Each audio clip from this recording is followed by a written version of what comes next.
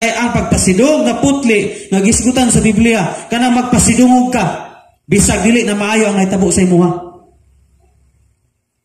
Si Noah o si Job nagpasidungog sa Ginoo bisag dili maayo nakahimtang sa ilang kinabuhi.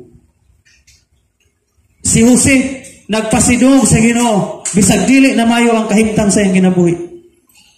Munay putli nga pasidungog. Kay kani magong putli nga pasidungog, mugawas lang ni kung init kaayo ang kalisod.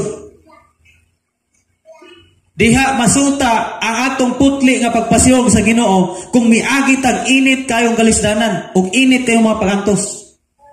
Diha ang tinuod natong pagtahod sa Ginoo ug tinuod nga pagsalig mugawas. Putli nga pagsalig, putli nga pagpasidungog, putli nga pagtahod mugawas ni kung gi-undergo ka o kalayos kalisdanan.